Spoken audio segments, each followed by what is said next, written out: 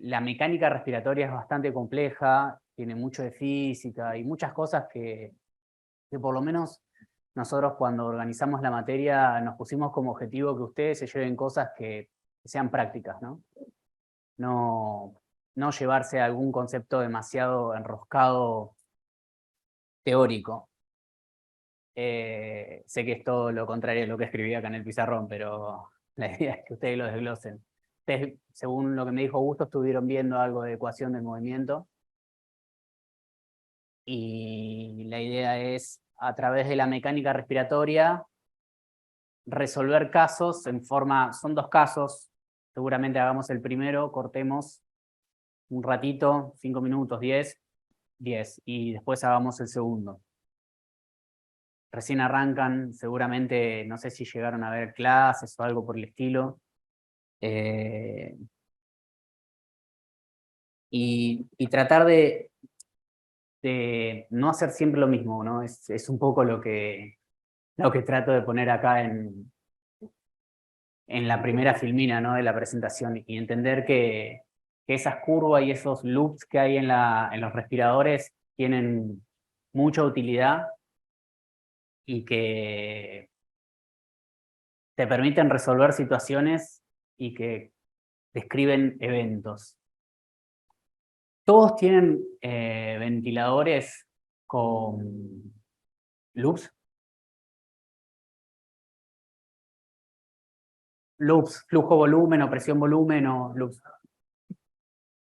Bien, la mayoría tiene. Y curvas de presión. Sí, la curva de presión me parece que están todos, es de la Fabius común, esa está todo. De flujo. Bien. Bueno, porque la idea también es que sea un poco homogenizado todo, ¿no? Que lo que intentemos hacer sea aplicable para todos. Bueno, con Augusto vieron un poco la ecuación del movimiento, ¿no? Básicamente, cuando vayan a leer un libro de texto complejo, la bibliografía que nosotros pusimos es el Belda no se enrosca mucho con esto, pero sí, por ahí si ustedes leen algún libro de la SATI de ventilación mecánica o algún libro un poco más complejo, lo que van a ver es mucha física.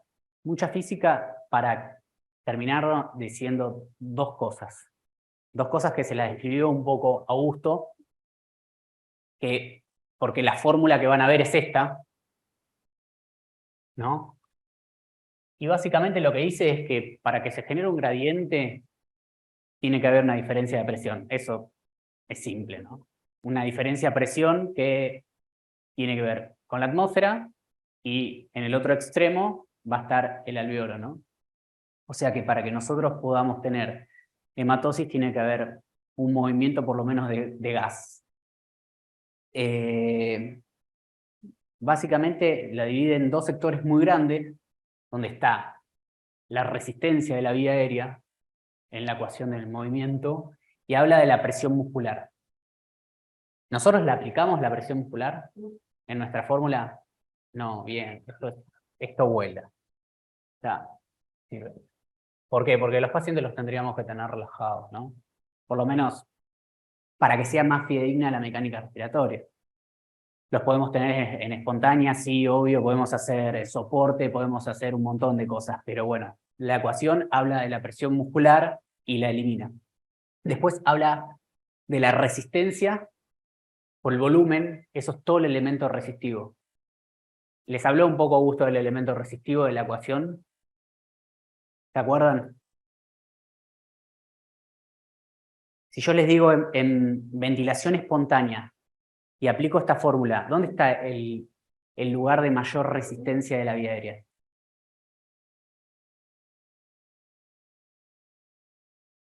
Por ejemplo, paciente que está usando una cánula de alto flujo, tenemos a un sistema de 60 litros, humidificación activa, por definición, cánula de alto flujo, pero está ventilando.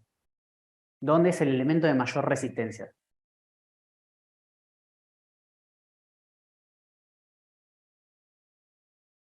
Un poco más arriba. Un poco más arriba todavía. Bien, la vía aérea superiores, ¿no? Donde están los cornetes. ¿Por qué? Por una cuestión de resistencia de flujo, los flujos se vuelven turbulentos y ahí es donde hay mayor resistencia en la vía aérea, el paciente ventilando en forma espontánea. ¿Qué pasa en ventilación mecánica? ¿Dónde está el lugar de mayor resistencia? El tubo. Bueno, eso está perfecto y está buenísimo que estén clarito, porque cuando ustedes vayan a ver las distintas curvas, se van a dar cuenta qué está pasando y después la idea de la charlita de hoy es principalmente en pacientes restrictivos, obstructivo va a ser de la próxima materia, y ver modificaciones de las presiones que estén relacionadas solamente con el elemento elástico y con el elemento resistivo, ¿no? Y lo que nos queda, lo otro, es el elemento elástico, ¿no? Que el elemento elástico habla del parénquima pulmonar, básicamente. Lo que te define el elemento elástico tiene que ver con la estructura pulmonar, ¿no? Limitantes son la tensión superficial, la estructura pulmonar, el colágeno. Pero bueno. Y acá aparece la PIP, pero vamos a tacharla esa, ¿no? Básicamente habla un poco de la compliance, que toda la compliance es un delta B, delta P. Sé que Augusto le habló en condiciones semiestáticas o cuasi estáticas y estáticas. Bien, ¿se acuerdan eso? La pausa de 2 segundos más o menos para sacar conclusiones. Bien, ¿y qué es lo más importante de hacerlo en condiciones estáticas?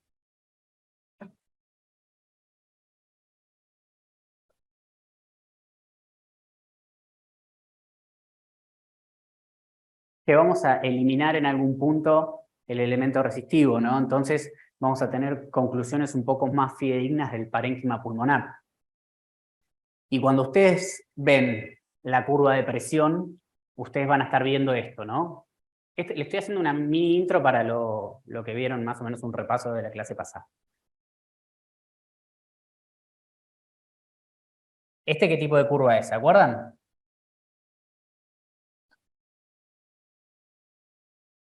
La de abajo, la de rojo. Bien, es una curva de flujo. ¿Y esta? Una curva de presión. Y una curva de presión que nos va a decir ya cosas, y cosas bastante importantes, ¿no? No sé si... El problema que tienen las mesas de anestesias es que son como bastante fijas las curvas de presiones. Entonces, cuando vos estás viendo un gráfico muy chiquitito y es bastante complejo de interpretarlo, ¿no? Pero sí lo que podemos ver es que va a llegar a una presión máxima. ¿Cómo se llama la presión máxima? Bien, pico. Y después va a llegar a una presión, si yo le doy pausa en un método controlado por volumen, ¿no? ¿Y cómo se llama esa presión que te describe? Bien, meseta. Bien, ¿es lo mismo la presión media que la meseta?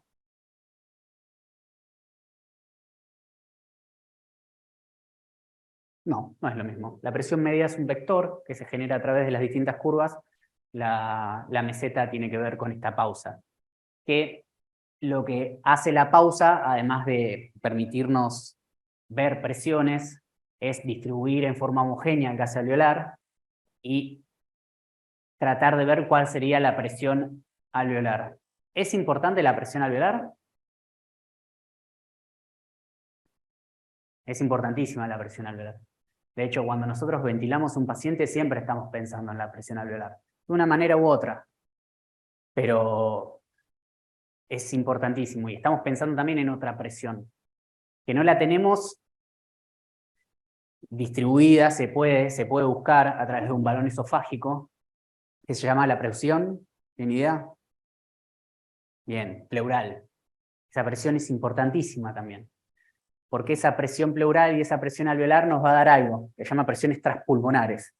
Las presiones transpulmonares son presiones de estiramiento. Cuando veo la curva, veo la presión pico, la presión meseta. Acá abajo, ¿qué estaría? Que es donde parte. Bien, la PIP. Excelente.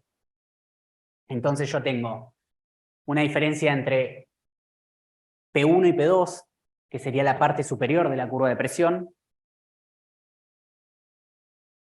¿Y esta presión qué sería? Que es lo que hablamos antes de la ecuación de movimiento. Excelente, componente resistivo. ¿Y esta? Bien, el componente elástico. Y acá, acá hay algo que está buenísimo que empiecen ya a ver, ¿no? que por ahí van a leer o les van a decir en un residente superior, tengamos una driving pressure menor a 15, ¿no? ¿Y qué es la driving pressure? ¿Por qué? El trabajo que hizo Amato, que vio la mortalidad a 60 días, los pacientes que tenían driving pressure mayores se morían más. Y viene de acá, fácil, porque la diferencia entre la PIP y la plató va a hablar un poco de qué tan duro está ese pulmón en algún punto, ¿no? Porque está hablando bien del elemento elástico. Entonces los pacientes que tenían driving pressure más alta se morían más. Por eso uno de los objetivos hoy de ventilación mecánica es tener driving pressure menores a 15, ¿no? Entonces yo voy a colorear esta parte de la curva y vamos a ver el elemento resistivo y esta parte de la curva va a ser el elemento elástico. Ahora yo les hablé de presiones transpulmonares o presiones de estiramiento, ¿no? Hay una tendencia a tratar de ventilar por presión de estiramiento. La verdad es que es como que todavía no está estandarizado. ¿Alguien puso un balón esofágico alguna vez? Intentó. Se puede hacer en forma casera. De hecho, la mayoría de las terapias se hacen en forma casera. Las terapias no muy pro, ¿no? Pero tienen. ¿Vieron cómo se hace? Es fácil. Con una sonda. Estas de las de alimentación, las que son rígidas, casi tocho. Se le pone en la punta un dedo de guante y con la gotita se pega y después se une con cinta. El gran problema que tiene, por lo menos de mi experiencia, que tampoco es mucha, es que es bastante difícil de conseguir el lugar donde podés encontrar la presión pleural. La idea es que vos lo metés hasta el estómago, tocas el abdomen y eso está obviamente puesto en un traductor, y vas a ver distintas curvas y lo tenés que ir retirando hasta encontrar las presiones pleurales, ¿no? Y la diferencia entre la presión pleural y la presión alveolar nos va a dar la presión transpulmonar. ¿Y por qué es importante? Porque seguramente de esto que estoy hablando por ahí o les suena raro o no, o lo leyeron, pero es como un modelo teórico o algo que decís, no sé, esto no se aplica. Levante la mano quien hizo una maniobra de reclutamiento alveolar. Todos. O sea que todos sabemos que una maniobra de reclutamiento alveolar son presiones transpulmonares controladas, ¿no? O sea que este concepto lo manejamos en algún punto todos. Por lo menos el objetivo de esta charla de hoy y del caso clínico que vamos a presentar es que sea como con conocimiento teórico y con base, ¿no? Y que no nos mandemos macanas. Se me caen todas las sotas diciendo macanas, pero que no hagamos algo que esté mal sin tener el fundamento teórico, porque ¿qué pasa? Las modas son peligrosas, ¿no? Yo cuando empecé mi residencia, los médicos de planta más grande venían de ventilar SIP. Todos saben lo que es SIP, ¿no? SIP es sin PIP, ¿no? Y todo el mundo ventilaba SIP. ¿Qué pasó? Surgió el ARS, ese trabajo donde se vio que la ventilación protectiva a bajos volúmenes, entre 6 y 8, disminuía la mortalidad en pacientes distresados. Entonces se empezó a meter las estrategias ventilatorias protectivas. Antes se ventilaba 10 mililitros kilos, ¿no? Y bueno, se empezó a ventilar a 6 a 8 y se empezó a poner PIP. Después pasamos a los extremos, al otro extremo, ¿no? Es en el PIP alta. Eso también hay 1000 trabajos y todavía siguen saliendo donde los pacientes con PIP alta aumentan la mortalidad. El problema es que nadie define qué es alta, qué es baja, ¿no? Entonces es como, hay que tener cuidado con las modas. Después de eso surgió reclutamiento alveolar, hubo una gran como corriente de reclutamiento alveolar y era a todos los pacientes tenemos que reclutarlos. A todos los pacientes tenemos que reclutarlos. Nada, yo en ese momento yo ahí empiezo mi residencia con todos los pacientes hay que reclutarlos y nada, se reclutaba todo. O sea, paciente lo dormías, bajaba un poco la compliance y hacíamos una maniobra de reclutamiento alveolar. Bajaba 2 puntos de compliance y otra maniobra, y eso también estaba muy mal. Con el tiempo se vio que la maniobra de reclutamiento es una maniobra que sirve. Cuando vayan a leer bibliografía van a ver que nosotros tenemos una corriente de formación más que nada europea, ¿no? Entonces adoptamos la maniobra escalonada, a diferencia de por ahí las guías americanas, que son más de la de 40 por 40. ¿Saben lo que es una maniobra 40 por 40? ¿No? Por 40 segundos. Bien. Complicado, pero bueno, cuando lean por ahí Surviving Sepsis o esas guías que son bastante grandes, de hecho ahí hablan solamente de maniobras de 40 por 40, ¿no? De presiones sostenidas durante 40 segundos. Después vamos a hablar cuando promediemos el caso, vamos a hablar un poco de eso igual. Pero nada, la idea es que la mecánica nos deja muchos agujeros, mecánica respiratoria, para la toma de conducta, la idea es la funcionalidad pulmonar, y la idea es que ustedes tomen conductas racionales y que las modas sean pasajeras y que obviamente todos las adoptemos porque nuestra especialidad todo el tiempo está cambiando. Así que tratar de adaptarlo y tomar conductas racionales. Después de la curva de flujo, importantísimo, esto tiene 2 fases, una fase INSPI. Esto es todo lo de que supuestamente me dijo Augusto, ¿no? Que más o menos habló. Más o menos. INSPI, ESPI, ¿no? Lo clásico que le van a hacer mirar siempre es la parte ESPI, ¿no? Pero bueno, la parte INSPI también es importante. Después, para rellenar un poquitito más la curva de presión, el delta P1, P2 habla de la estructura pulmonar.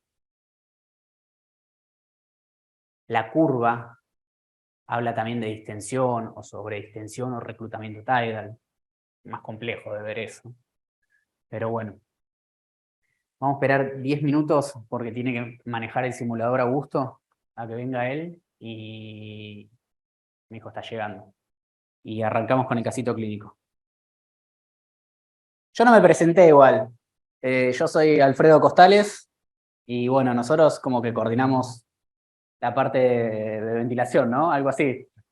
No, de pedidos. De pedidos. Bueno. Yo les pregunto causas de saturación. ¿Ustedes qué me responden?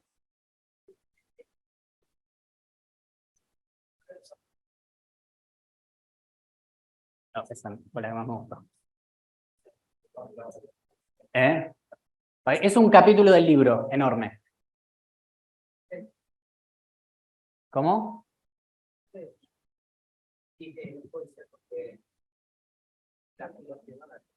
Bueno, yendo desde arriba del todo, ¿no?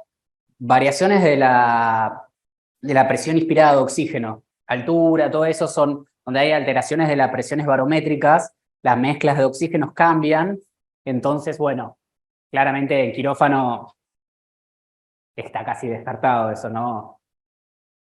Después, si nos seguimos metiendo, ¿no? Para adentro están las alteraciones de la difusión del oxígeno.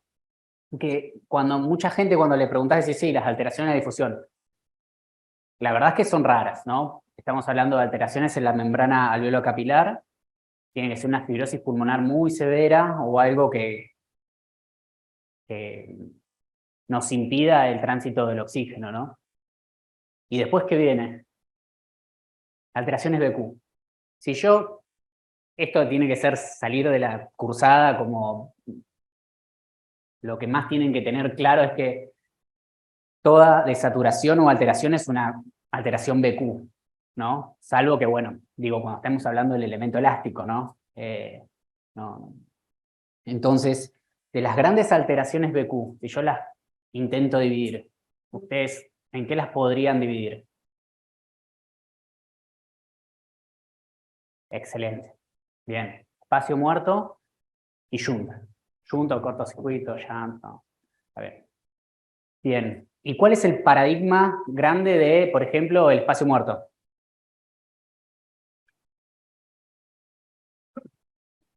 Bien, el TEP, ¿no? ¿Qué pasa si yo tengo un paciente, alguno tuvo un paciente con un TEP? O por lo menos un TEP representativo. No.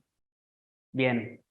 Bueno, no todos los TEP tienen que tener grandes alteraciones hemodinámicas, como de hecho, por ejemplo, una embolia aérea que se comporta como un TEP, o una embolia de líquido amniótico, o de hecho, las embolias aéreas son bastante, las embolias aéreas son bastante comunes, lo que pasa es que la mayoría son subclínicas, no tiene que tener una caída del gasto gigante, ¿no? ¿Y qué pasa si yo a un TEP le subo el oxígeno? Se lo pongo al palo. ¿Qué va a pasar? ¿Cómo? ¿Qué va a pasar? Paciente entra, vamos a hacer fractura de cadera, cementado, está saturando, no sé, una abuelita que tiene 97 años. Obviamente que por una cuestión de edad no va a saturar nunca 100, está saturando 97, es su saturación. De golpe se va 50 de saturación. Obviamente que esa paciente va a tener una alteración hemodinámica, ¿no? Pero solamente me quiero meter en lo respiratorio, ¿no? ¿Qué pasa? ¿Cuál es la primera conducta que cualquiera haría? Poner que la tenían ventilada. Vamos, a ver si le voy a sacar un paso. Subir las digo, ¿no? Me parece que es algo como cualquier algoritmo de emergencia, lo primero que va a tender a hacer es ir y subir la FIO, FIO el 1. ¿Ustedes esperan que responda o que no responda? Bien, bien. ¿Y qué pasa con el shunt? ¿El shunt responde o no responde al oxígeno?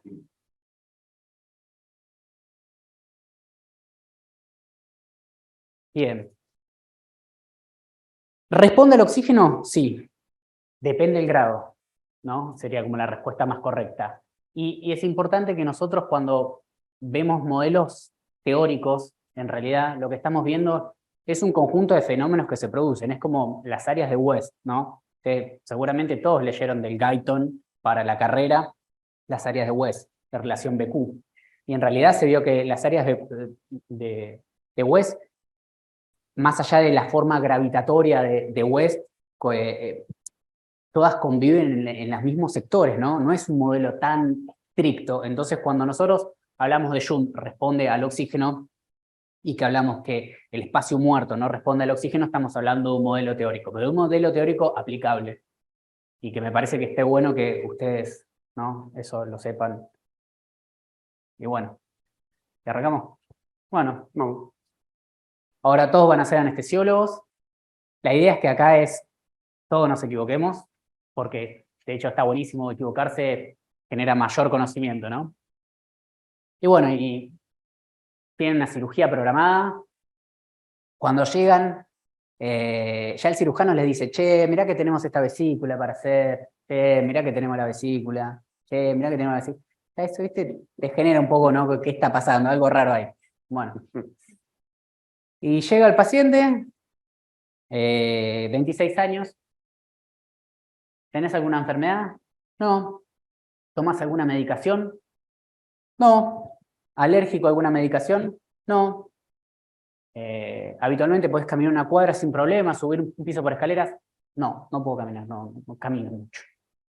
Bien. Le pedís los datos antropométricos y te dice que mide 1,50 m, pesa 150 kilos, más o menos, ¿no? Y bueno, ahí ya te empezás a poner un poco más alerta, ¿no? Sobre la situación. Empezás con una inducción de la casa. No sé, Propofol, no sé qué relajante tienen habitualmente ustedes atracuro, rocuroño, becuroño, no sé lo que tienen, hacen una anestesia de la casa. ¿Arrancás, Agus? ¿Oh? Sí, faltó el monitor. Ah, Así que bueno. lo acabo de Bien, pedir bien. para mostrar los parámetros. Mide 1,50 m, ¿no? Y pesa 150 kilos. ¿Qué BT le pondrían? Primera pregunta, esa es.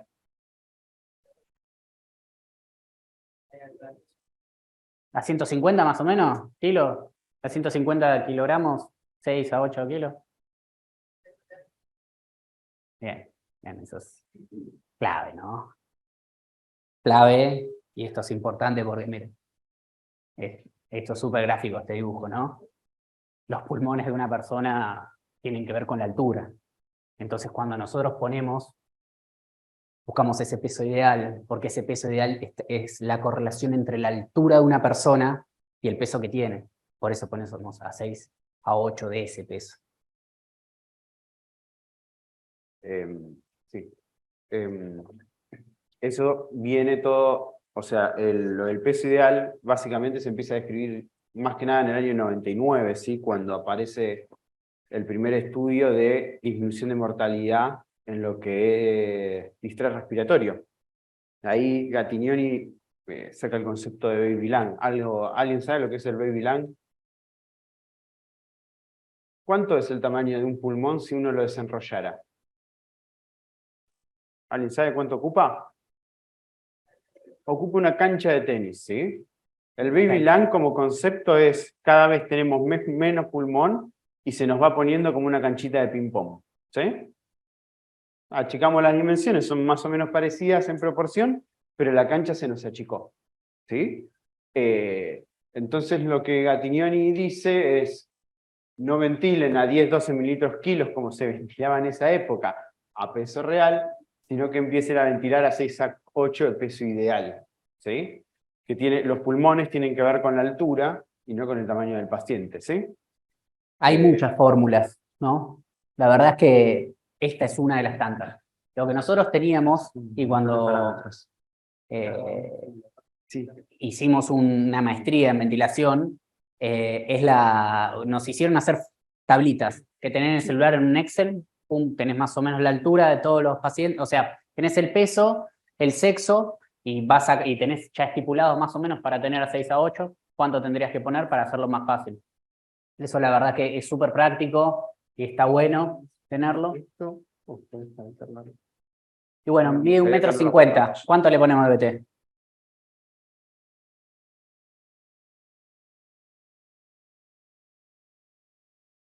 ¿Cuánto le ponemos?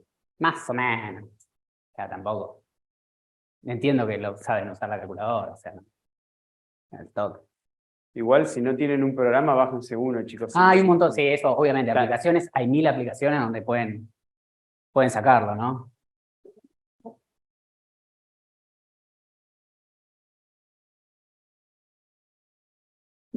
Uno conteste, ¿eh?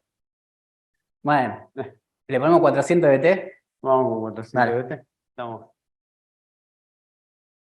Ahí va. Bueno. 400 BT. ¿Frecuencia respiratoria? ¿Qué frecuencia respiratoria le ponemos? 12, la de la casa también. Bien, vamos a poner a la casa. Esto Bien. antes era 500. Más o menos esta es la ventilación de la casa. Esta es la que todas las mesas, 500 en realidad tienen, pero más o menos la de la casa. 512, Tuki, tuki. 5 pip. 5 de PIB. Dale. Bueno, inducción. Al paciente, ustedes lo que hicieron fue, se avivaron, dijeron, vamos a ver eso que me dijeron una vez, es de, más allá de desnitrogenizarlo, lo voy a poner con una cánula de alto flujo. Y le pusieron una cánula de alto flujo al paciente. Y lo tuvieron presurizado, ¿no? Durante el momento de la intubación. Intubaron, perfecto. Y bueno, lo conectamos al respirador y arrancamos. Sí, lo que pasa es que falta ahí me traen el monitor para mostrarles los parámetros vitales. Pues ves que falta el coso. Los tengo acá en la computadora, pero faltan los parámetros vitales del paciente. Por eso no pueden ver cuánto se dura. Pero ya vamos, ¿sí? Pero bueno. ¿Cómo? Sí, eso es algo probablemente del simulador que está compitiendo acá. Ahora yo lo chequeo. Habría que relajarlo. Bueno, que se quedaron cortos, estaban una ampolla sola, bien. La de la casa. Hay un dato que es importante antes de dormirlo al paciente. ¿Cuál es? Que no lo tenemos en el monitor ahora. ¿Eh? No, está en ayunas, está en ayunas. No, Está en sí. ayunas, no es alérgico, nada. ¿Eh? No, es una colecistitis, una colecistectomía laparoscópica, de cúbito dorsal, nada raro. Sí.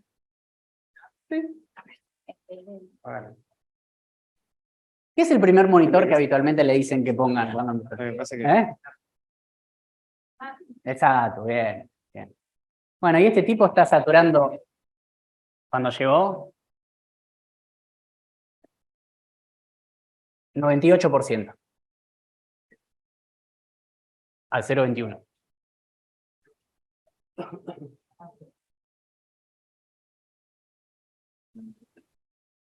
¿qué está pasando con esa superficie de intercambio gaseoso?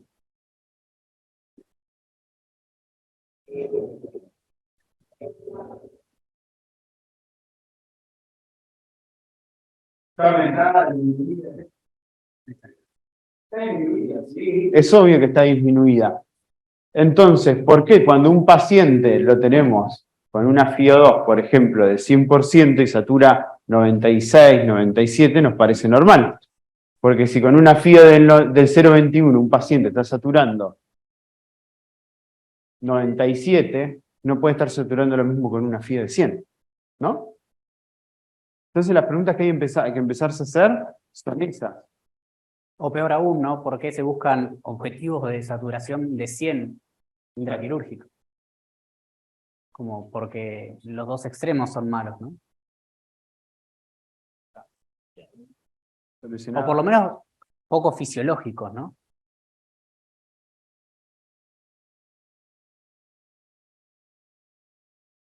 Ahí estamos conectando. Y a ver, la pletimografía está bien el que dijo que es un monitor hemodinámico, ¿no? O sea, después le voy a mostrar un paper, ¿no? De eso. Es un monitor hemodinámico también, ¿no? Y de hecho es el monitor hemodinámico que más fácil tenemos y que podemos sacarle más datos. Bueno, ahí están. Bueno. Inducción anestésica, cánula de alto flujo, para mantenerlo presurizado, lo intubamos y todavía no tenemos capno.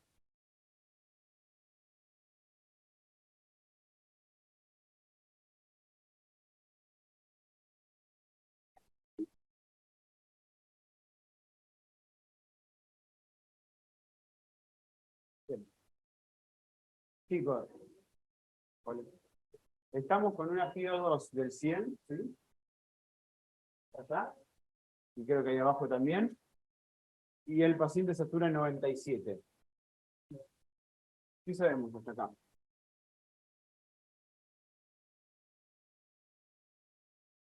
Eso se puede sacar.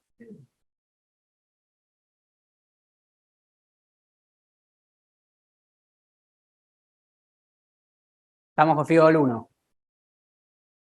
Está bien, ¿no? Compramos estos valores. Una vesícula, 26 años, FiO 1, 97. satura 97. Entró saturando 98. Estoy saturando 98, vino el médico de planta, levantó el pulgar, porque como dijimos la semana pasada, el médico de planta siempre llega cuando el paciente se hipotensó, es así. Pero el monitor lo compró. ¿Lo compran? Sí, no. Satura 97. Es compatible con la vida, ¿no? Y Y así podríamos seguir.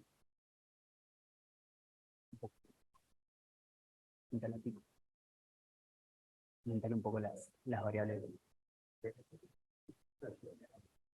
Dale. Sí.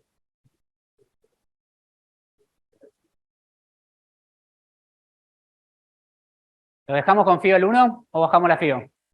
¿Qué hacemos? Bien, ¿qué FIO le ponemos? Sí, bastante. La más fisiológica, ¿qué otra? ¿Qué fío le ponemos? ¿Cómo? No, está, 97 tiene. Estamos ahí. ¿Qué hacemos? ¿Le bajamos la fío? ¿Qué fío? ¿0,5? 0,4. 0,4. Porque me place. 0,4. Bueno, vamos a bajar. Bien. Estamos en 0,48. Los cirujanos, mientras tanto, están preparando todo. Van a empezar a inflar el neumo. Pero bueno. Bueno, 0,41. 0,40, ahí está. ¿Sí? Estamos bien, estamos en 96. Inflan el neumo, ¿no? 0,4 de fío. 0,4 de fío. ¿Qué más? Están inflando el neumo. Pum, ya está. Tenemos 15 milímetros de mercurio más o menos de presión intraabdominal. Todavía no dimos 3, no hicimos nada. Estamos en 93. ¿Qué hacemos?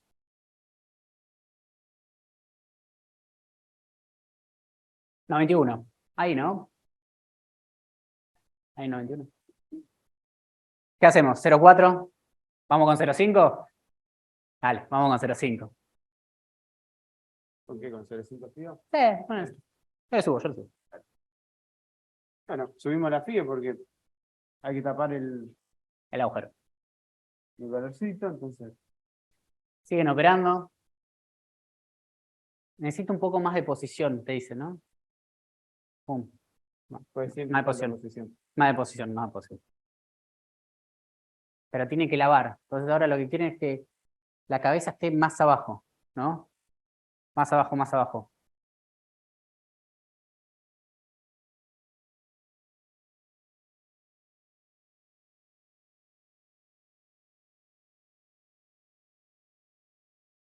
Con 89,05. ¿Qué hacemos? 0,5, 0,6, ¿o no? Ah, ¿qué hacemos?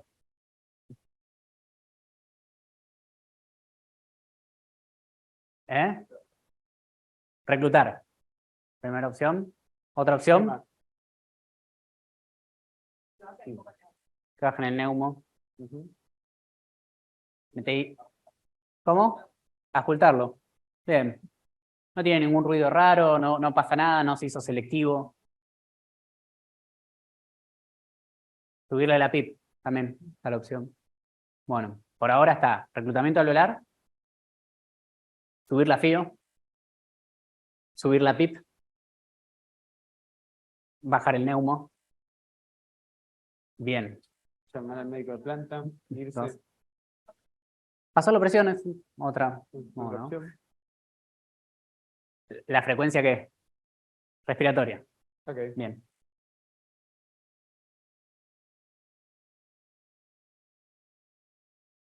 Bueno, ¿y qué hacemos? Porque son muchas respuestas, pero algo tenemos que hacer. A ver, ¿qué le pasó a esta paciente? ¿O qué no?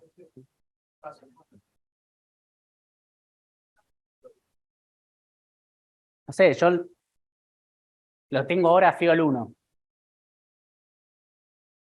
Y tenemos múltiples opciones.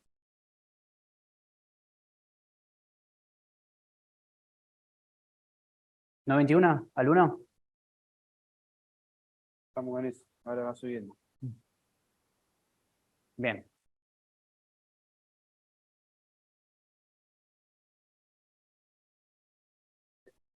Bien.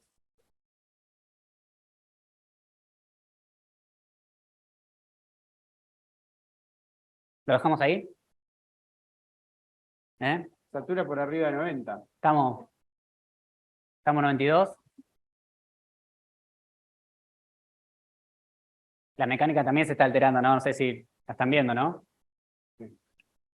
Empezábamos con 13, 14 de pico, se puede simular realmente. Le baja resistencia, pero ahora están 28 de pico, subió la plató 22. También. Pero bueno, ¿qué hacemos? podés reclutar, pero hasta con esta frecuencia capaz sabe que es genéticamente mal. Bueno, entonces tenemos que empezar a desarrollar todo el sistema. ¿No? Bien. Bueno, hubo varias opciones, hubo varias opciones, ¿no? Todas las opciones en algún punto tienen una conducta que es medianamente correcta, ¿no? No es que... Ahora la pregunta es, ¿cuál es la racionalidad y lo que yo les dije al principio de eso, ¿no? ¿Qué conducta les hace decir tengo que hacer un reclutamiento alveolar? ¿La desaturación? ¿La compliance? ¿La mecánica?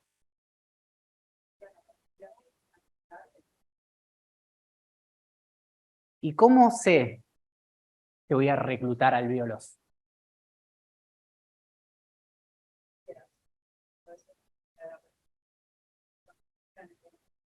Bien, bueno.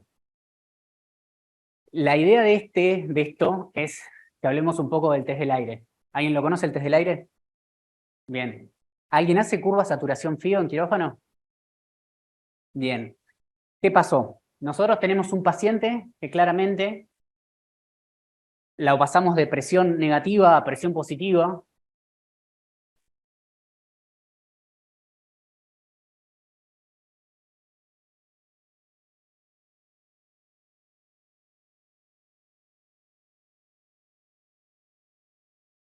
La pasamos de presión negativa a presión positiva. Obviamente que la presión, como dije hoy, transpulmonar es una presión que está mediada por la presión pleural y la presión alveolar. Son esas fuerzas que tienden a estar como en contraposición una con la otra, ¿no? Eso es la fisiología básica de por qué cuando yo hago un neumotórax, el pulmón tiende a la retracción, ¿no? Porque la presión pleural es negativa. ¿Qué pasa en los pacientes que son obesos? Hay un aumento de la presión intraabdominal. Por haber un aumento de la presión intraabdominal, el diafragma se eleva, ¿no? ¿Y qué pasa cuando el diafragma se eleva? La presión pleural, que es negativa, se hace menos negativa, se hace más positiva. O sea que esos pacientes, cuando ustedes vayan a leer que por ahí las embarazadas o los obesos tienen menor tiempo de apnea porque tienen menor CRF, es por esto. Y después le pusimos un neumoperitoneo. Alfred, ¿puedo aclarar una cosa? Vieron que yo el otro día le mostré una filmina del Ceturqueto. El Ceturqueto tiene una frase muy buena que es que el tórax empieza en el opérculo torácico y termina en la sínfisis pubiana. Porque toda presión intraabdominal más o menos se va a ver reflejado en las presiones torácicas. ¿Sí? Siempre. Piensen que lo único que lo separa es el diafragma, que es la entraña, y es finita y la podemos tirar a la parrilla vuelta y vuelta. ¿Sí? Eso es lo único que está separando el abdomen del tórax. Entonces las presiones intraabdominales sí o sí se trasladan a las presiones intratorácicas. ¿Sí? Bueno, cuando se infla el neumo, esto obviamente es más exagerado, la presión pleural se hace menos negativa todavía, o sea que la tendencia va a ser siempre el colapso. Entonces, para eso existe esto, que la verdad es que la idea un poco de la cursada es que ustedes empiecen como a sistematizar el test del aire. El test del aire es algo que nos va a dar algo que la mecánica respiratoria no nos da, que es la funcionalidad pulmonar.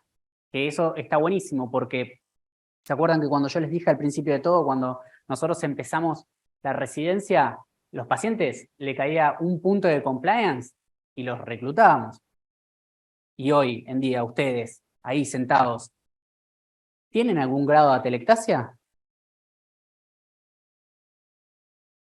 Sí, obvio. Por eso cuando ustedes salen a correr o empiezan a hacer actividad, se produce el reclutamiento vascular pulmonar y se aumenta la superficie, ¿no? Por eso existen distintas áreas de relación BQ. El pulmón es súper heterogéneo, pero si nosotros solamente nos guiamos con la mecánica, nos vamos a quedar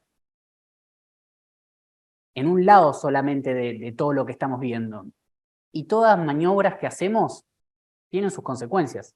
La maniobra de reclutamiento alveolar no es una maniobra que esté libre de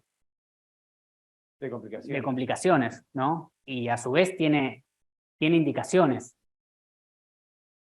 ¿Y qué hacemos cuando nosotros ponemos al paciente al aire ambiente? ¿Cuál es la importancia de exponer al aire ambiente ahí? A un paciente que lo dormimos, ¿no? Obviamente, Miren, post-inducción. miren el gráfico, ¿sí? Si yo tengo una FIO de 100, ¿sí? ¿Dónde están la mayoría de las líneas? Son los distintos colores de Jung. Y esto es saturación. Si ustedes miran una FIO del 100, ¿dónde están la mayoría de las saturaciones? ¿Por arriba de dónde? Están por arriba de 99. ¿Sí? Si un paciente satura menos de 99 con FIO al 1, por lo menos, que es esta línea acá, tiene un Jung de 30. Por eso, la Por lo frase menos. de que la FIO2 alta enmascara el Jung. Porque ves, tapar con maquillaje. A ver, poner la FIO al 1 o poner un papel acá que diga 99 es prácticamente lo mismo, porque lo que estamos haciendo es cosmético. ¿Sí? Estamos tapando el problema. A ver, cuando vos estás en una situación donde el paciente se te está yendo en picada, la primera reacción tiene que ser subir la FIO, sí. No estamos con eso ninguna duda. Ahora, una vez que empezás a hacer pie, vos estás tapando el problema con la FIO2, ¿sí? Entonces, fíjense, ¿dónde se va? Cuando medida que yo voy separando, bajando la FIO2, ¿sí? Acá está marcada la FIO2 21. ¿Qué pasa con las líneas de Jung? ¿Se juntan o se separan? Se separan, chicos, ¿sí? Y ahora, a esta altura, si ustedes se fijan en FIO al 21, cada línea está separada de la otra. Entonces, la pregunta de Alfredo era, ¿por qué bajamos la FIO? ¿Qué es lo que logramos bajando la FIO? Determinar el grado de Jung, ¿sí? Desenmascarar el Jung. Exactamente, desenmascararlo, en vez de taparlo, porque claro, a ver, si yo pongo FIO al 1 y satura menos de 99, estoy en un problema, sí, ya lo sé. Pero si no, tengo Jung de 5, de 10, de 15, de 20 o de 25. Entonces, ¿cómo sensibilizamos al sistema? Llevándolo para aquel lado, ¿sí? Entonces la maniobra constaría en bajar la FIO2, ¿sí? Por algunos minutos, mientras más baja, mejor, si el paciente la tolera, y separo las líneas de Jung. Fíjense que con una FIO del 21, para saturar por arriba de 98, 97, tenés que tener un Jung del 10%, ¿sí? Hasta un 10%. Si satura menos de 97, ya tenés un Jung del 15. ¿Sí? Normalmente nosotros tenemos un Jung del 5, un poquito más, un poquito menos. ¿Sí? Entonces la idea de la maniobra es eso. O sea que nosotros teníamos un paciente que fisiológicamente, por eso es tan importante tener una saturación basal, saturaba 98, post-inducción anestésica, estábamos con una FIO al 1 porque lo desnitrogenizamos, hicimos todo eso, o 0,8 para los que son ahí más puntillosos, y lo llevamos al 100%. ¿Y cuánto saturaba el paciente? Ni bien después de la inducción, ¿se acuerdan? 97, ¿les 97. parece bien? Con FIO al 1. Y ¿Con FIO al después, 1? ¿cuál fue la conducta? Bajarla, pero ¿bajarla hasta dónde? 0,4, dijeron 0,5, 0,3, la más fisiológica. Y la verdad es que si nosotros bajamos a una FIO en la cual es como esto de tomar una conducta racional, ¿no? El test de aire lo que nos va a demostrar es eso. Si nosotros lo llevamos a aire ambiente y un paciente que se pasó de saturar a 98 está saturando 96, algo pasó en el medio. ¿Qué nos pasó? ¿Qué pasó con la cancha de tenis? Se ¿Se achicó. achicó? Bien. ¿Sí? ¿Y qué pasó con ese paciente? Bueno, está saturando 96, pero yo le subo la FIO de vuelta, se la pongo al 1. ¿Qué va a pasar?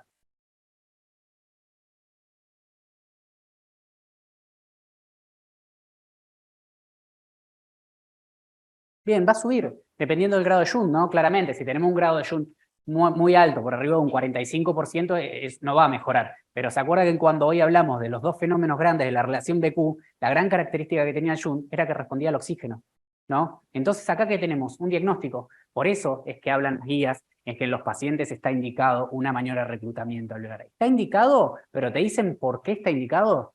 No, vos tenés que hacer el diagnóstico de que el paciente está atelectasiado. Porque por ahí ese paciente vos vas a estar reclutando un TEP. O por ahí vas a estar reclutando Un EPOC. No. ¿Por qué? No todo TEP tiene que ser masivo y tiene que tener descompensación hemodinámica. Sí, por supuesto. No la puse, no No, puse no. como para no A embarrar ver, un poquito más la cancha. la idea no es, Obvio. la idea no es como, o sea, la idea es tomar conductas no racionales, ¿no? Que a través de esto que es el paradigma hoy de la ventilación mecánica, por lo menos en lo que hacemos nosotros, es hacer el test de aire, es algo como que debería sumarse porque te permite tener una conducta racional. Te permite saber, bueno, mirá, este tipo tiene una caída del parénquima pulmonar que representa un Jun aproximado de un 20%. ¿Es recuperable ese parénquima pulmonar? Bueno, se hace una maniobra de reclutamiento alveolar. Porque tal vez hasta ni hay que reclutarlo. Las condiciones dinámicas de la cirugía te van a ir modificando todo el tiempo. Esto no se hace se hace una vez el test de aire y listo. Cuando el paciente se hace la inducción anestésica, por ahí no requería una maniobra de reclutamiento alveolar, independientemente que haya cierto grado de colapso alveolar, porque el Jun no era tan grande como para ser representativo. Pero sin embargo, después de que inflaron el neumoperitoneo, la presión intraabdominal aumentó, las presiones transpulmonares hicieron que se colapse más. Entonces, ahí sí hay un Jun representativo para que nosotros hagamos una maniobra de reclutamiento alveolar. Por ejemplo, paciente obeso que estamos haciendo una columna, ¿no? Hacemos una inducción anestésica, lo intubamos, tiene una saturación de 98 cuando entraba y después 96. Ese paciente va a ir prono. ¿Tiene sentido reclutarlo si después vas a rotarlo? No, ¿por qué? Porque el COVID nos enseñó que pronar al paciente es una estrategia de reclutamiento vascular, no alveolar, pero reclutamiento en sí. Entonces, las maniobras de reclutamiento alveolar, que estuvieron tan en moda y que todo el mundo sabe, o sea, ¿cuál es la presión de apertura alveolar que dice la maniobra clásica? Estoy seguro que la mayoría la sabe. 40, 40. ¿no? Por lo menos en una población estándar, en un estudio estándar en lo cual se estudió. ¿No? Todo el mundo sabe eso, pero realmente todo el mundo sabe bien hacer la maniobra de reclutamiento y no sé, porque no sé si está del todo estudiada como para saber cuál es lo que está bien o que está mal, ¿no? No, está estandarizada, básicamente. Y lo otro tienen que saber es cuándo la hago, ¿sí? Porque esa es la típica discusión. Ustedes saben que los terapistas en general son anti-reclutamiento. Pero la pregunta que siempre hay que hacerle al terapista es ¿cuál es la causa más frecuente de caída de saturación, de caída de saturación de ellos o de empeoramiento de pacientes? Que es el distrés. El distrés es un restrictivo, es una cancha de ping-pong, ¿sí?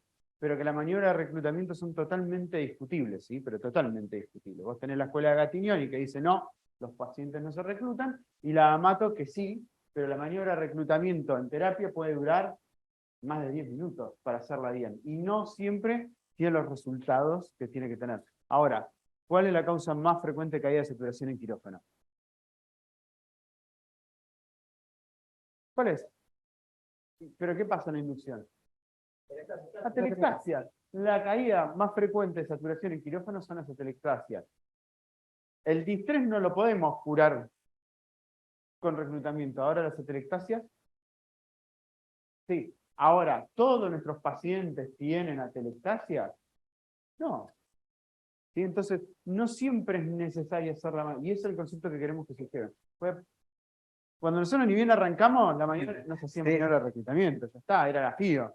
De hecho, nosotros las teníamos estandarizadas. O sea, ni veíamos ni drive, ni un montón de cosas que las tenés que ver cuando estás haciendo una maniobra. No veíamos nada, o sea, apretábamos un botón, la teníamos grabado y va pa. Llegaba a 40, hacía 10 ciclos, pa. No sabíamos ni el volumen, cualquier cosa. Bajaba pa, y ahí más o menos mirábamos, veíamos la compliance, hacíamos otra para ver el punto de inflexión de la compliance y listo, esa pipa estaba. Y así a todos los pacientes, ¿no? O sea, teníamos suerte que hacíamos pacientes sanos. Claro.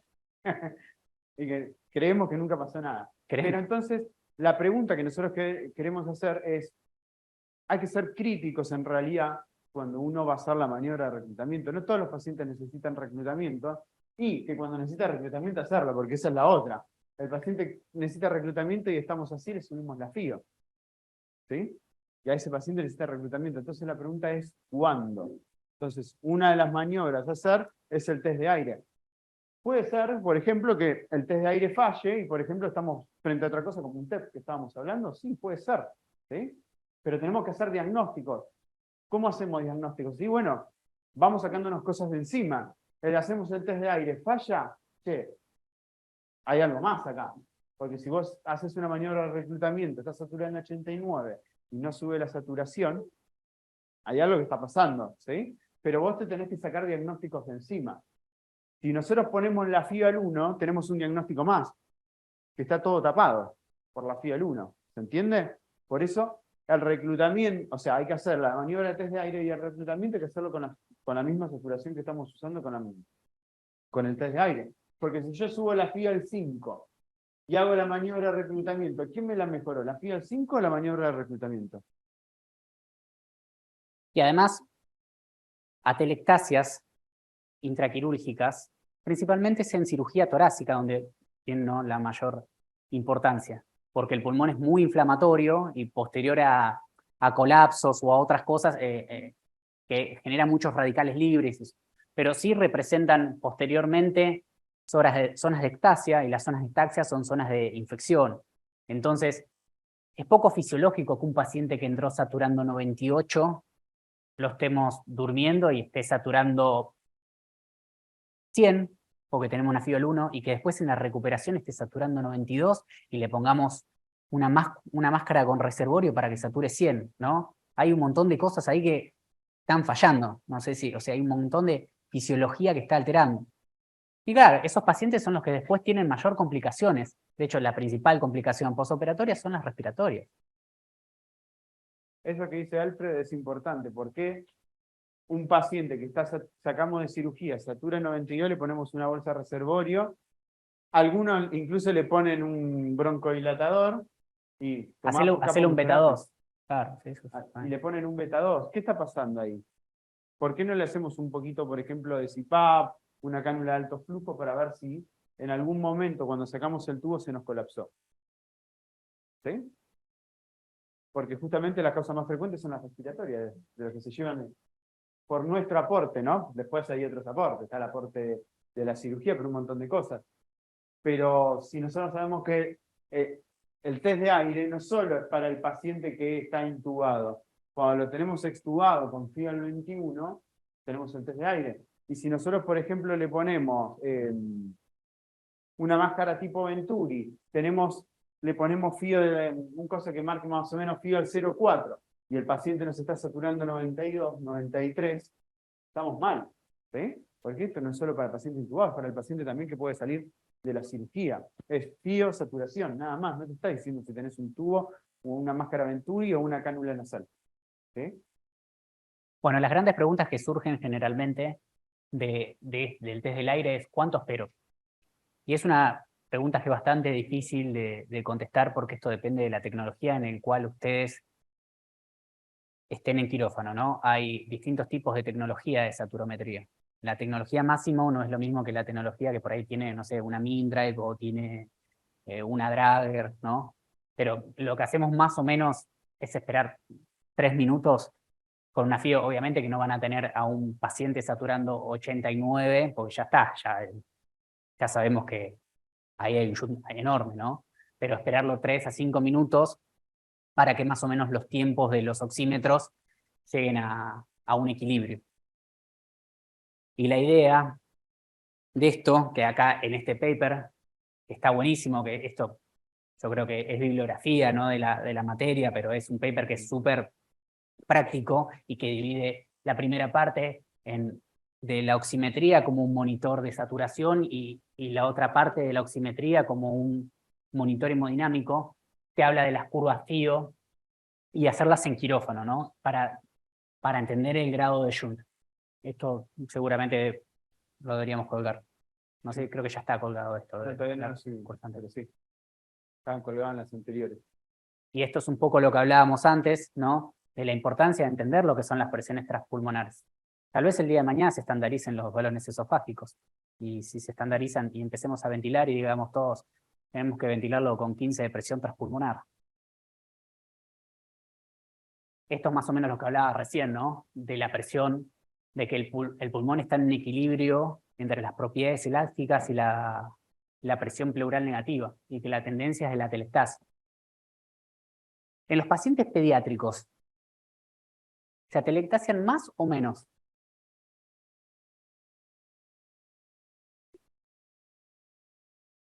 ¿Cómo?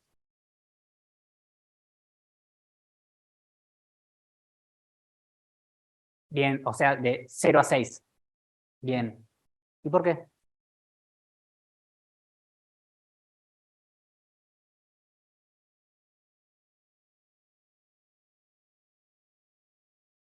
¿Qué pasa con el tórax en los pediátricos? ¿Es cartilaginoso o es óseo? Es cartilaginoso, ¿no? Entonces, ¿las presiones pleurales son más negativas o menos negativas? Menos negativas. O sea que la tendencia es que la presión sea más al colapso que a la expansión. ¿Entienden, no? Por eso es ese corte y por eso se define. ¿Y por qué los pacientes ventilan, los pediátricos ventilan a altas frecuencias? ¿Y por qué ponen la boca? ¿Cómo? ¿Por qué ponen la boca así como los pediátricos?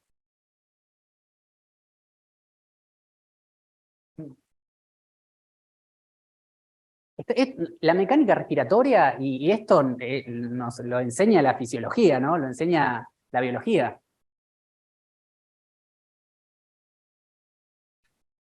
¿Qué pasa si ustedes, cualquier adulto, lo ventilan a una frecuencia de 32, como una 80? Ah, ok. ATR. Más allá de que no vas a tener flujo porque tenés una turbina. No, vas a tener ventilación de alta frecuencia. Va a atrapar, bien. Bueno, eso es lo que hace el pediátrico fisiológicamente. ¿Por qué? Porque la tendencia siempre es el colapso. Entonces, como su mecanismo fisiológico es ventilar a altas frecuencias y generar autopip para no colapsarse y tratar de compensar ese tórax cartilaginoso que hace que las presiones pleurales no sean tan negativas y se colapse. Por eso ventilan a altas frecuencias y por eso hacen esos mecanismos. Por ahí Y el cierre glótico también. el cierre glótico y el quejido, que son dos mecanismos en el cual el paciente autorrecluta fisiológicamente. Si no, el chico siempre se colapsaría.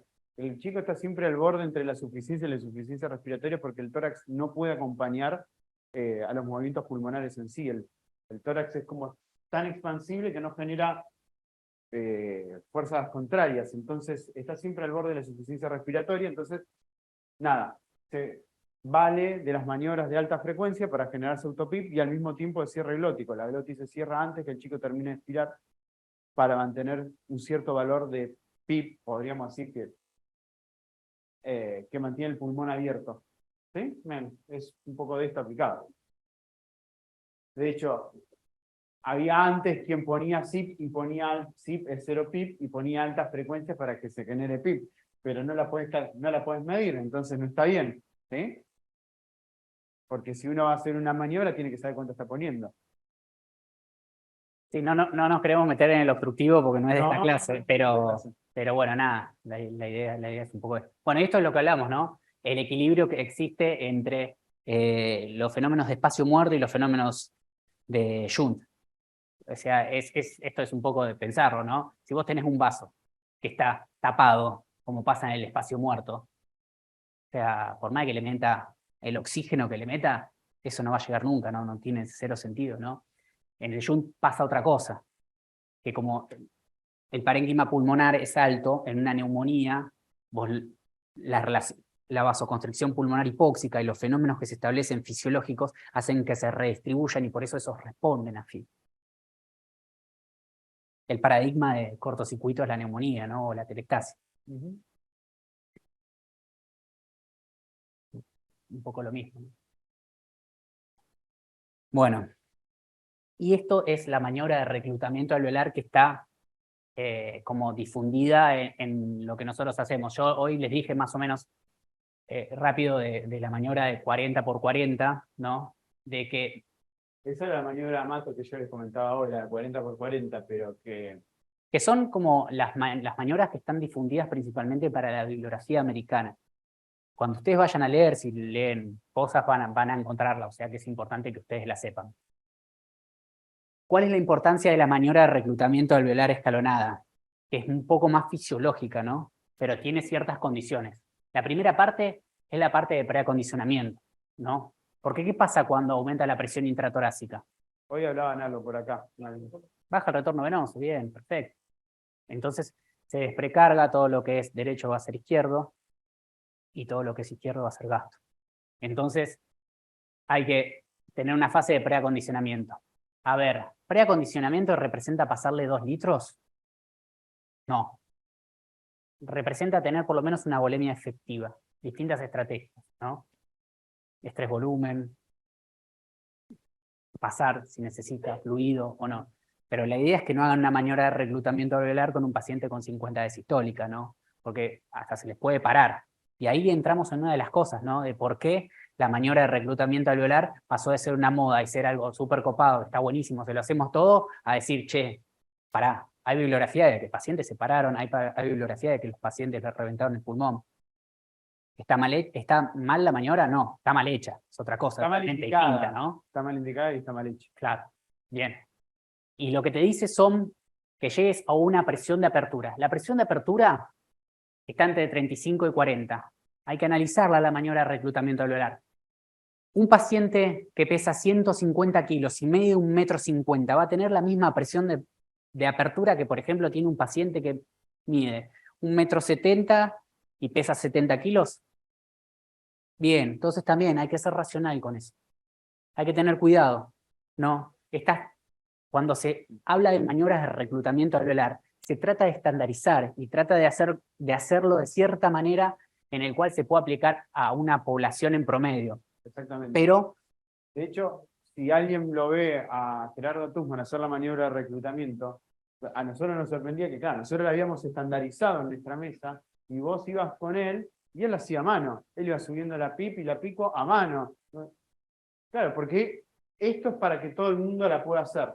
Pero después, si vos la estandarizaste, perdés un montón de datos. Vos en realidad tenés que ir subiendo a poquito y tenés que ir viendo qué es lo que está pasando. Normalmente, si vos estás subiendo la pico y la plató y cada vez está metiendo menos volumen, ya estás en el espacio, ¿se acuerdan que la curva es así? Está sobredistendiendo. Ahí hay que tener cuidado, porque ustedes dicen, con 30 ya me disminuye el volumen, me aumentó la saturación. ¿Tenemos que ir mucho más? Capaz que no, subimos 3 puntos más de presión y nos tenemos que quedar ahí. ¿Por qué tenemos que llegar a 40? ¿Sí? o estamos por debajo. También. De hecho, cuando vean la bibliografía americana y hablan de los pacientes obesos, te hablan que la maniobra tiene que tener presiones de apertura de 45, o sea que hacían 40 segundos con 45 de pico, ¿no? Y... es darwiniana la maniobra, solo sobrevive el más fuerte. ¿Por qué? No, sí, pasó no, Darwin y le dijo, me gusta. es como bastante heavy, me parece, ¿no? Y la idea de la maniobra de reclutamiento, una vez que llegaron a esa presión de apertura, es mantenerlo durante 10 ciclos. De vuelta, ustedes llegan a leer distrés respiratorio, hablan de 1 a 2 minutos. Y hay maniobras que las tienen los terapistas durante mucho más para ese baby lung abrirlo con, obviamente, respiradores con una potencia muchísimo mayor. Y presiones de apertura que son mucho más altas. ¿Sí? Por eso, antes estaba la discusión de, y sigue estando a veces, de por qué lo reclutaste. Porque mi paciente es una telectasia y el tuyo es un distresado, son 2 pacientes distintos. El tuyo no puedes hacer mucho más porque la maniobra de reclutamiento no demostró mucho. Pero el paciente de telectasia está completamente demostrada. Y la que está demostrada es esta maniobra, no la de 40×40. La 40×40 es para un paciente distresado que ya te satura a 89 con FIAL 1, que tiene una PAFI de 80 y algo, y que antes de pronarlo es decir, bueno, vamos a todo y nada. ¿Sí? ¿Ustedes entienden por qué la maniobra de 40×40 es un poco más lesiva que la maniobra escalonada? Todos saben lo que es una maniobra así. Sí, hoy les dijo el de 40. Dale. O sea, hay que estar 40 segundos así, ¿eh? Porque si yo tengo un pulmón, ¿no? Que está telectasiado en esta zona, y acá no, ¿qué pasa? El alveolo de arriba va a estar así, y el alveolo de abajo va a estar así. ¿Y qué pasa con los flujos? Generalmente van a los lugares de menor resistencia.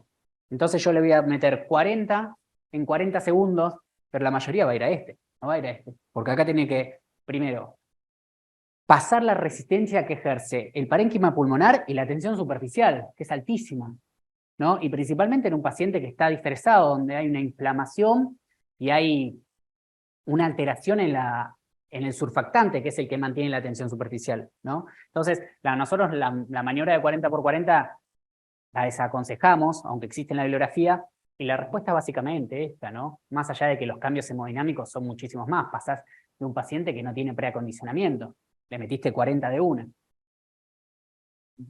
Y más si es un paciente crítico, el ventrículo derecho no te va a dar lugar a mucho más. Claro, y entienden que acá existen vasos que son alveolares, intraalveolares, extraalveolares y vasos que son ileares, que la sobredistensión alveolar va a hacer que los colapse. Entonces, va a terminar haciendo un pseudo modelo, esto es pseudo, súper teórico modelo de hipertensión pulmonar, ¿no? En algún punto, porque vas a aumentar las resistencias pulmonares un montón por sobredistensión. Esto se llama, y lo van a escuchar por ahí, el fenómeno de resistor de Starling, que es un fenómeno en el cual por un aumento de la distensión del alveolo se genera colapso y esto genera también una alteración en el pasaje derecho-izquierdo, por ende van a tener una caída de la saturación, ¿no? Es uno de los parámetros que también se puede tomar. Y bueno, y una vez que llegamos a presión de apertura, abrimos, todo bien, el paciente modificó esa compliance, mejoró la saturación, viene la fase de descenso. Y la fase de descenso llega a un punto en el cual la compliance empieza a caer. Cuando la compliance cayó, ese quiere decir que es el punto en el cual el paciente se volvió, por lo menos, a telectasiar, o que ese elemento elástico volvió a hacerse rígido. Entonces, de ahí tendríamos que poner 2 puntos de PIP. Esto es lo que dice la bibliografía clásica. 2 puntos por arriba de esa... Reclutar de vuelta y Claro. poner la PIP 2 puntos por arriba de esa PIP Por volver que a nos abrir trajo- todo el pulmón y ponerlo, ¿no? que nos trajo el colapso. Bien, eso es lo que por lo menos se tendería a hacer en anestesia, ¿no? Cuando ustedes lean bibliografía también americana, hay 1000 formas, no 1000 formas, pero por lo menos 3 o 4 de titulación de PIP, ¿no? La que tiene un poco más de evidencia es la titulación con la compliance, pero bueno, también hay titulación con la FIO, los terapistas usan mucho titulación con FIO, ¿no? Es que la titulación con FIO es fácil, chicos, es práctica. Ustedes no tienen un monitor de ventilador como eso, donde tienen que estar calculando la compliance todo el tiempo, dejan la FIO al 21, ¿sí? Y van bajando la PIP, tarda un poco más, ¿sí? Que la compliance, porque si ustedes tienen la compliance, la tienen ventilación a ventilación acá. Ven, ahí tengo compliance de 13, yo, nada, le voy a subir automáticamente un poco acá la compliance al simulador para que vean. Voy a bajar un poco la resistencia. Y los cambios, ahora va a cambiar, o debería cambiar, ¿sí? Los cambios son mucho más rápidos y más dinámicos, pero se puede hacer con el mismo test de aire, al haber reclutado con una FIO entre 0,21 y 0,3, pueden dejar esa FIO y ir bajando escalonadamente la PIP hasta que caiga un punto la saturación. Cuando la saturación cayó un punto, eso quiere decir que el pulmón se colapsó. Hay que reclutarlo de vuelta. Y esa sería la PIP más 2 que estaríamos necesitando. Y normalmente, ¿saben lo que pasa, chicos? Coinciden los valores. Si uno mira la compliance y la saturación, coinciden. Lo que pasa es que en terapia uno generalmente tiene más tiempo. Acá estás en una vesícula que si el cirujano es rápido, mientras vos terminaste de pasar el antibiótico, que esto que el otro, ya lo tenés que estar despertando, si es rápido, ¿no? Porque también puede que no sea tan rápido.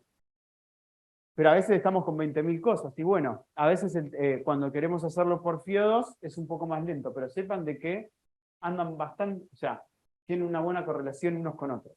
Todos hacían esta maniobra en quirófano, ¿no? Porque cuando pregunté todos sabían, ¿no? Bien.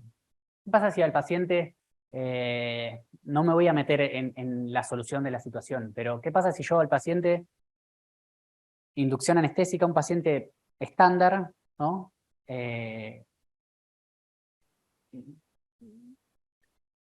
Le meto el tubo, lo duermo y empieza a saturar 97 con una resistencia levemente elevada, pero con unas presiones mesetas bastante elevadas, una caída de la compliance importante, ¿no? Le subo la FIO, satura 100, pero yo veo curva de atrapamiento en la curva de flujo, ¿no? Veo que no tenemos flujo cero.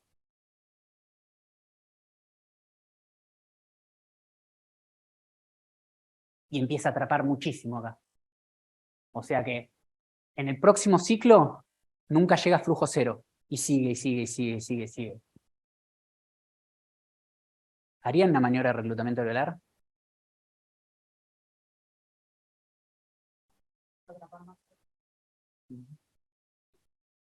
Contraindicación absoluta. Por favor, las grandes complicaciones que se vieron con la maniobra de reclutamiento alveolar es reclutar a un paciente con atrapamiento aéreo. Le van a reventar el pulmón.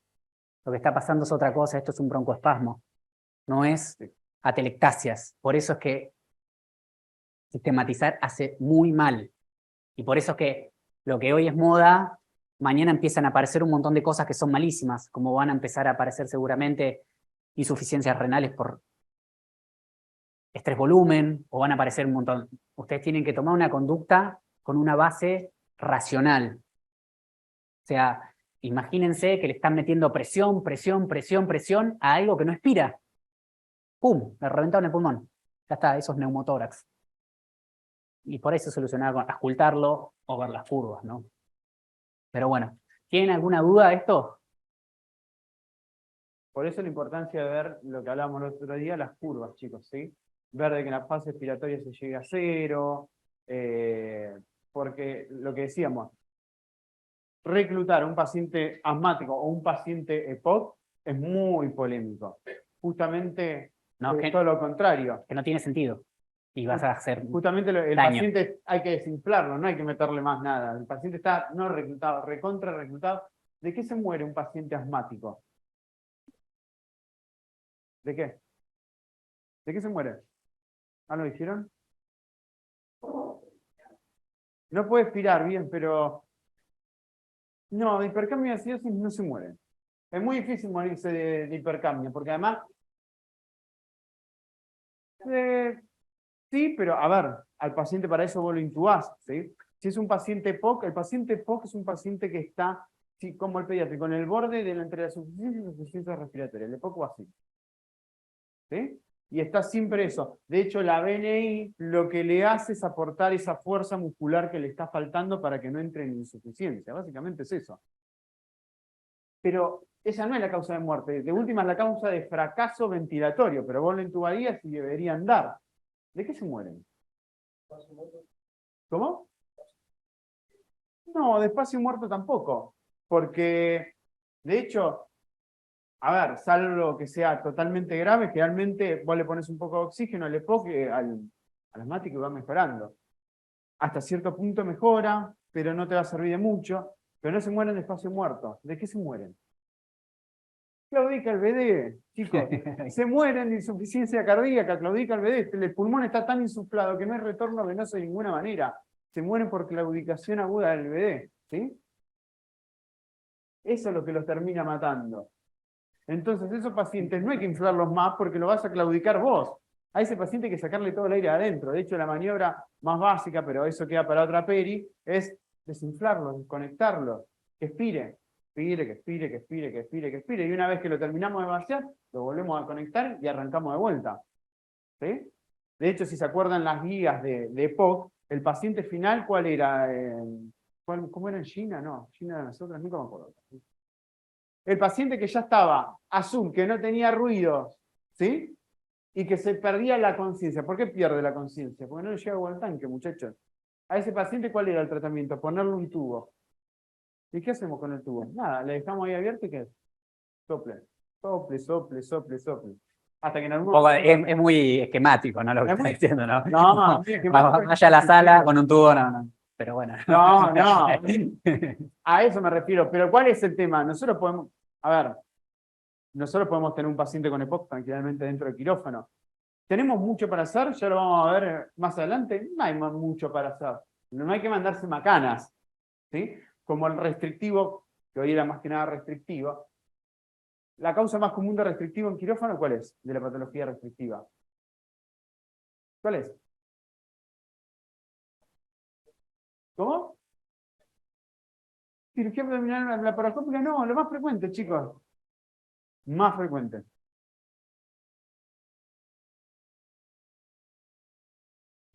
Atelectasia. Las atelectasias es la causa más frecuente de restrictivo agudo en quirófano, mientras que en terapia es el dispersado. El restrictivo agudo nuestro, el tratamiento es reclutarlo, ¿sí? Después vemos cuál es la causa de la atelectasia. ¿Sí? Vamos, redondeamos esto así y después hacemos el otro chiquitito Sí. y nada más. Importante. Mecánica respiratoria nos va a decir la conducta, ¿no? Nos va a hablar de todo el elemento elástico, el elemento resistivo, nos va a hablar de cómo está ese sector hasta el pulmón y del pulmón. Después, el test de aire nos va a decir la funcionalidad, ¿no? Nos va a hablar de todas las regiones BQ. Cortamos 3 minutos y hacemos el otro caso cortito y así Sí, ya. todos descansamos. Vamos con el otro caso así. Bueno, este caso me pasó a mí. No se lo voy a hacer como tan severo como me pasó a mí, pero más o menos para que sea esquemático. La cuestión es que lo llaman para hacer una cirugía abdominal y les cuentan que es una paciente joven, no tiene grandes antecedentes, tiene 17 años, creo que ha tenido alguna cirugía, pero no tenía ninguna complicación. Mide 1,60 m, pesa 54 kilos. ¿Quieren preguntar algo más? ¿Algo? No tiene alergias, no tiene ayuno, tiene todo.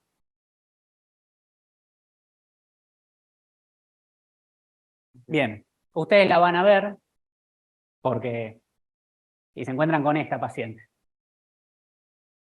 Bien. Bueno, como que alguna alarmita se tiene que por lo menos disparar, ¿no? La verdad es que la paciente dice que la habían operado de chica, pero que no se acuerda de nada, si tuvo complicaciones o no, pero que hacen de vuelta inducción de la casa. Recuerden que siempre BT ideal, ¿no? Complicado saber cuál es el pulmón, pero bueno. Y posterior a la inducción anestésica, previo a la inducción anestésica. ¿Cuál es la pregunta? ¿Cuánto satura? ¡Vamos! ¿Cuánto satura? ¿Qué cosa? ¿Previo? Previo. 96, 97. 97. Bueno, hacen la inducción anestésica. Satura 96. ¿Qué hacen?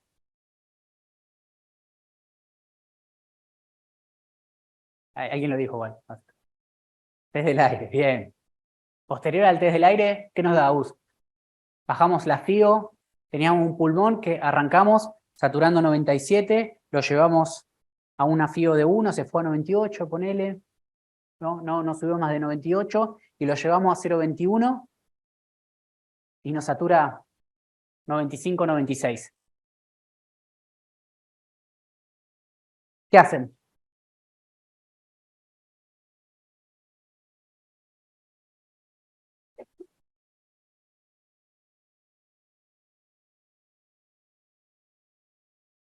¿Querés mostrar un poco la mecánica respiratoria del paciente ventilado? Bueno, ahora estamos con 16 de PIP, 12 de plató, 16 de pico, 5 de PIP y 12 de plató.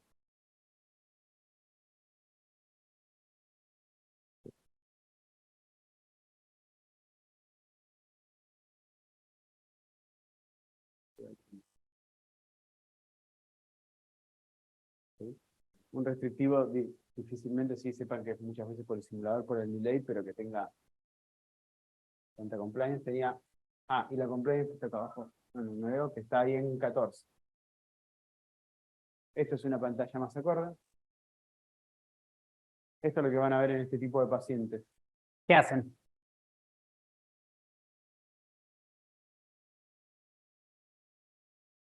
Esta es una paciente, una pantalla de un paciente de lo que se le está hablando Alfredo. Tenemos 95 de saturación y estos parámetros de ahí. ¿Qué hacen? Escuchamos oferta. ¿Cómo? Cambio de BT. Vamos, ¿quién da más? Tienen cosas, chicos, total. Pese que esto un día ¿Cómo? le va a pasar con un paciente y no le podemos tirar preguntas. ¿Eh? Vos no harías nada. Bien. Siempre es una opción no hacer nada. Obvio. No, pues no, pero fuera de es joda. Es posta. Chicos, ya está. En algún punto lo que Denle está en el diciendo está Está perfecto. perfecto. Lo que no tenemos que hacer es reclutamiento alveolar. Esto está claro para acá, ¿no? Bien. Ahora, si yo les pregunto, ¿cuáles son los objetivos de ventilación mecánica grandes para todos los pacientes? ¿Se acuerdan? ¿Cómo? Igual ahí hay uno que también dijeron. Plató menor a 30, volúmenes. Bien, volúmenes de 6 a 8 mililitros. Podría ser, sí. ¿Qué hacemos?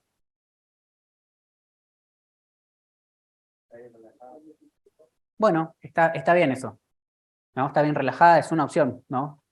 Sabemos que el abdomen y el tórax conviven, ¿no? Bien.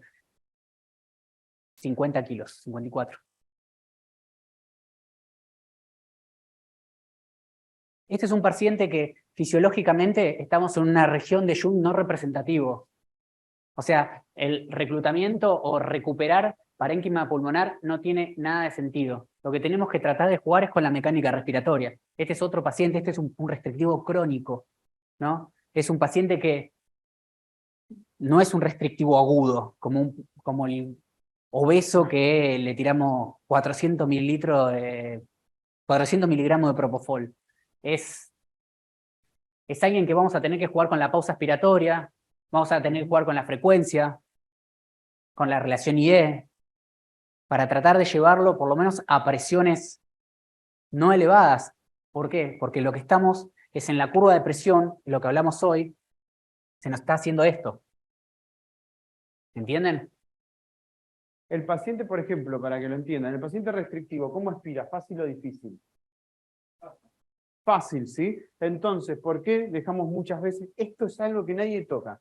Esto es como una verdad absoluta, como si estuviera en la Biblia. Y el 12 también, el 12, el de la casa, ese no se toca, ¿no? Este ahora se toca un poco más, pero esto nadie lo cambia. ¿Por qué nadie lo cambia, chicos? Pero el 12 y el IE se toca cuando todos hablamos de broncoespasmo. Pero, o sea, ¿cuál es el porcentaje de broncoespasmo en los pacientes? Bajísimo, o sea, es más fácil que el tubo se haga selectivo que tenga un broncoespasmo de verdad. Seria, ¿sí? Entonces, si el paciente, nosotros miramos, por ejemplo, estamos con altas presiones pico, la plató está alta, y nos sobra tiempo expiratorio, porque la aspiración llega a 0, y saquemos tiempo expiratorio y mandémoslo para el inspiratorio para disminuir las presiones. La pico no me va a importar tanto, lo que me va a importar mucho es la plató. De hecho, cuando ustedes vayan a leer la bibliografía súper clásica, le dicen relación 1-1 restrictivo, ¿o no? Sí, o la inversa. Y a la inversa, claro, por eso, inversa. porque en el obstructivo es siempre relación 1-2, 1-3. No, nadie te dice por qué, pero dice eso. Y en el restrictivo es relación inversa. ¿Sí? Entonces la idea justamente es esa. En realidad no un valor numérico, ¿sí? Porque la receta de la casa te sirve hasta ahí, pero ¿qué pasa? Si vos decís, no, tengo 1,5, 1 a 1,5, no puedo seguir más. No, si te hace falta, seguir jugando un poco. ¿Y cuál es el limitante que te va a dar esto? Modificar. Fíjense, chicos, ahí cómo cayó la plató y la pico, ¿sí? Es una Bien. cosa lógica, me tomo tiempo inspiratorio. La hipercapnia, pero la ventilación protectiva siempre está asociada a un cierto grado de hipercapnia permisiva. Cuidado, ¿no? Tampoco llevarlos a un pH menor a 720, porque no hay actividad. Pero bueno, va a haber cierto grado de hipercapnia, ¿no? Tampoco tenerlo con un expirado de 60. En realidad, chicos, el paciente restrictivo crónico, lo que hay que hacer es no meter la pata, ¿sí? Hay que acompañarlo no hay mucho para hacer, como dijeron por allá, no hay que meter la pata y acompañarlo, porque no es que lo vamos a reclutar y lo vamos a mejorar, no. Además, reclutándolo lo podemos empeorar. Lo que tenemos que hacer es acompañarle la ventilación. Que eso en terapia a veces lo tienen un poco más salvado porque ellos tienen a todos los pacientes en soporte. Entonces la realidad es que en el paciente en soporte el que manda es el paciente y vos lo acompañás. Nosotros estamos acostumbrados a que el paciente sea lo que nosotros querramos. Bueno, eso hay que cambiar un poco la mentalidad porque si hacemos la ventilación de la casa a todos los pacientes nos van a salir algunos mal y le vamos a echar la culpa a cualquier otra cosa. Por ejemplo. Miren qué interesante en este modelo que se generó por el simulador, la diferencia entre P1 y P2 de la curva de presión habla que no es un pulmón tan homogéneo, ¿no? Sería un pulmón bastante heterogéneo. Fíjense que la curva cae así. Hola. O sea, es así. Y en realidad debería ser así. Esta P1, P2, habla un poco del parénquima pulmonar. Este es el elemento resistivo, ¿no? Obviamente.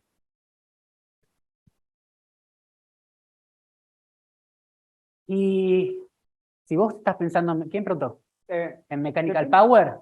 Mirá dónde nos metimos. Ahí estás en un problema, porque ahí está la frecuencia respiratoria, también está incluida.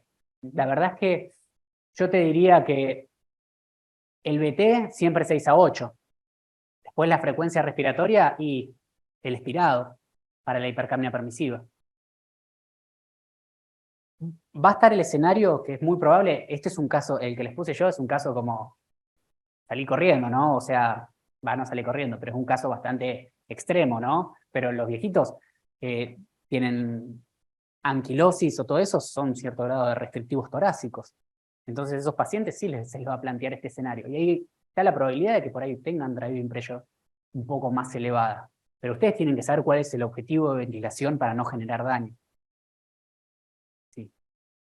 Con esos pacientes lo lindo sería tener un balón esofágico que directamente ya sabes ventilados la con presión presión pleural claro. y ya sabes dónde estás metido. Y ¿sí? ventilados por presión extrapulmonar.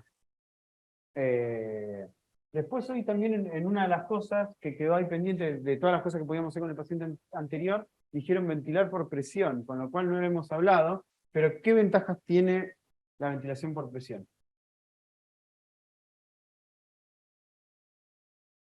¿No te aumenta mucho qué? Bien. Hay una variable que es controlada y una variable que no es controlada, ¿no? En la ventilación por volumen o por flujo, la variable controlada es el flujo y la presión es una variable que no es controlada, ¿no? En la ventilación por presión, no, es la variable controlada, pero tiene el limitante de vos, depende de las condiciones del sistema, variarte el flujo, porque eso depende del delta B, delta P, ¿no? No sé si te entienden lo que estoy diciendo, ¿no? El elemento elástico. Y el elemento resistivo también, ¿no? Hay un concepto que está bien, que es a mismo BT la presión pico, si es que nos importa la presión pico, generalmente es menor en ventilación a modo presión que a modo volumen. Y lo otro que el modo presión genera presiones torácicas medias un poco más altas. Las presiones torácicas medias aumentan la oxigenación sanguínea, con lo cual la ventilación presión aumenta un poco. No se crean que esto es la panacea, chicos, porque si no ventilaríamos a todos los pacientes con presión, pero aumentaría un poco más la oxigenación sanguínea. Igual ningún paciente se muere de hipoxia, dice frase número 2 de los terapistas. Sí. Sí. ¿Por qué? Porque es la variable, o sea, que vos querés. Porque, ¿qué es lo que abre el pulmón? Pero no tiene una variable controlada. Porque vos lo que buscás son objetivos de pico, por esto que yo le hablé de las variables en los alvéolos, ¿no? Vos lo que abre el pulmón es la presión pico, es la presión de apertura. Después vos lo dejás con una PIP para no tener para dejarlo abierto, por eso de fin de expiración. Pero siempre la maniobra se hace en presión, sí. ¿Entendiste? No, sí. Pero ese es lo más complejo, ¿no? Porque, ¿qué pasa? Muchas veces cuando bajás, ahí hay un agujero negro, porque bajás y cambiaron las condiciones del sistema. Tenés un pulmón que estaba en ciertas condiciones en la cual vos estás mandando cierta presión y el pulmón se abrió, o sea que se hizo más complaciente, menos elástico, entonces los volúmenes pueden empezar a aumentar. Bueno, ahí es un poco más complejo. Lo que se puede hacer es algunas mesas modificando el flujo inspiratorio, gases frescos, va a hacer que mande menos BT. Si está mandando mucho BT, habría que abortarla también. O También podemos está la gente que baja en volumen. También es un punto válido. Lo que pasa es que estás cambiando de coso, por ahí las mesas se despresurizan, deja de ser algo controlado, ¿entendés? ese es un gran error de muchas mesas que cuando cambian de un modo a otro, hace. Digo así, ¿Quién tiene la 9100? La mesa de la 9100. La General La Electric. General Electric. En provincia hay un montón en 9100. Bueno, la 9100 es una mesa que cuando vos pasás de modo ventilatorio, miren las curvas y se va a cero. O sea que vos estás haciendo una maniobra por ahí de reclutamiento alveolar, lo llevas a una presión de apertura, lo vas bajando, presión, y por ahí lo querés ventilar en volumen, y es lo que Bueno, tenés que la hacer, solución- porque es la única manera, La solución, argentinidad al bien palo, de- pero del bueno, concepto, clampeás ¿qué un vamos a hacer? tubo, que en realidad no es tan conurba, ¿sí? Porque incluso uno la puede hacer, por ejemplo, cuando pasa traslado a un paciente, Sí, obvio. clampeás un tubo, por ejemplo, con una coger, Lo que pasa es que cambias el modo ventilatorio y lo volvés a abrir. tenés que estar asegurado que estás en una fase del ciclo en el cual vas a... No, que eso no es tan fácil. Pero bueno, Pero bueno, si te hiciste la maniobra de reclutamiento para que cuando vos lo pasás de modo... Después la 9100 Next lo arregló el problema, pero la 9100 común lo tiene y escuchás el ruidito así, chao, me ¿Cómo? despresurizaste el sistema. sí, obvio.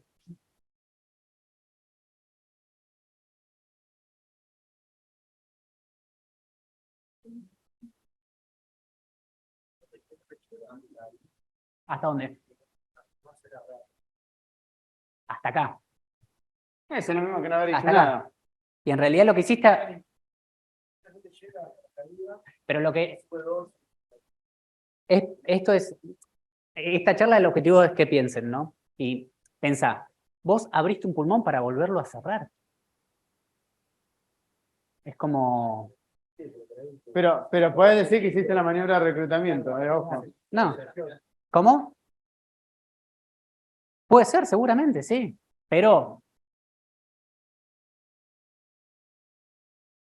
A ver, en la mayoría de la población no vas a tener ningún problema. ¿Por qué? Porque son pulmones sanos. La mayoría de los pacientes que ventilamos nosotros son pulmones sanos. Y tenemos esa suerte.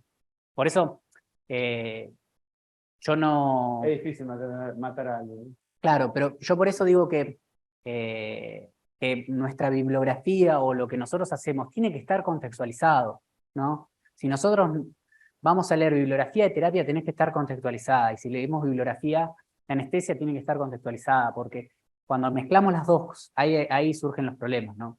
Nosotros, si vos haces una maniobra de reclutamiento alveolar, abrís un pulmón y lo dejaste zip después, no hiciste nada.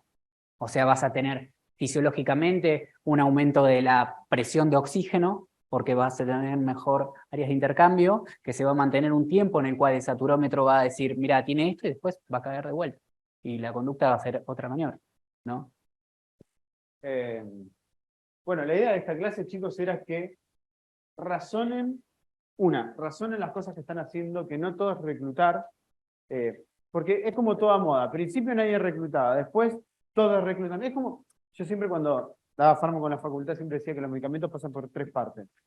¿Sí? Una etapa donde todos los medicamentos son como la aloe vera, son buenos para todo. Cuidan el asma, la impotencia sexual y cualquier cosa. Después se le encuentra un efecto adverso y pasa a ser la peor cosa del mundo. Como por ejemplo cuando nosotros éramos residentes, el hidroxietilalmidón, ¿sí? Que era pasarle un hidroxi antes no, esto es... Volumena todo. Esto Volumen sale con todo, sí. Después, esto es horrible, no se usa para nada. Y después pasa por una tercera etapa donde están las indicaciones precisas, donde se ven riesgos, beneficios de verdad y te dicen, para esto, esto y usalo. A ver, el hidroxietilalmidón, si ustedes tienen una cirugía no sangrante, ¿todos los pacientes van a terminar con insuficiencia renal y van a aumentar el riesgo de sangrado? No. Todo lo que leemos, por ejemplo, del paciente estresado, ¿nuestros pacientes están estresados? No, por eso la bibliografía de terapia, muchas de las cosas, no nos sirve. ¿Todos los pacientes tienen shock séptico? No. Entonces, ¿todos los pacientes necesitan NORA? No, ¿sí? Porque está sacado de otra bibliografía. Hay que ser críticos con eso. Y por otro lado, los pacientes restrictivos, ¿sí? Que el paciente restrictivo que se recluta es el agudo que está atelectasiado y que en los demás pacientes, no importa si es bueno, al paciente abdominal a veces también, pero que cuando hay que hacer la maniobra de reclutamiento hay que plantearse si hay que hacerla. ¿Sí? Y si es modificable, porque está bien, al obeso no lo vamos a poder modificar. Igual sepan que restrictivo y obstructivo es una clasificación que en realidad están todas mezcladas con todas, solo que sobresale algo. El obeso también es obstructivo, porque tiene obstrucción de la vía aérea, ¿no? Ahora, al paciente obeso no lo vamos a poder modificar, pero al menos vamos a poder tirar un poco el diafragma para abajo de alguna manera. ¿Sí? Ahora, el viejito que nos llegó así, todo de terapia intensiva, anquilosado, ese paciente no lo vamos a poder reclutar. ¿Qué vamos a reclutar? ¿Sí? Entonces hay que ser crítico y hay que empezar a ver la patología desde un punto de vista más crítico. Mirar los 5 minutos del paciente cuando está entrando y decir, qué bueno, estoy parado en esto. Tengo un paciente que está anquilosado así, el paciente no se recluta. Pase lo que pase, salvo que pasen muchas catástrofes y digan, bueno, O salvo que tenga un grado de colapso, que ustedes demuestren que tiene un grado de claro, colapso y que tomen la conducta, pero al la verdad paciente es que le estaban haciendo esos muchos pacientes- analgésicos y telectación. esos pacientes que son rígidos de la fisiología, la presión abdominal no es tan grande como para producir caída de la presión pleural, el tórax es súper rígido, o sea, no, tienden a la atelectasia, sí, porque el diafragma se relaja, pero no van a atender a la atelectasia como un paciente, como un pediátrico, como un obeso, o como una embarazada. No, no, como grande para mí. Bueno, me parece que acá estamos. Bueno, esto fue restrictivos y hasta acá. Si tienen alguna pregunta nos las pueden hacer, obviamente, o después por el campus o por lo que sea. Pero bueno, la idea que se lleven es eso, que más allá si es extrapulmonar, pulmonar, es pensar si el paciente es modificable o no modificable y si necesita reclutamiento o no. Si necesita reclutamiento lo podemos ver con el test de aire. Y esto es, Y las curvas, ¿sí? No se olviden siempre de las curvas. Fijarse a ver si el paciente está aspirando a cero, si estamos metiendo buen volumen, dónde está el problema, ¿sí? ¿Dónde está nuestra plató? sí, por ahí, si se modificó el elemento resistivo, porque es un moco en el tubo y sin modificación de elementos elásticos.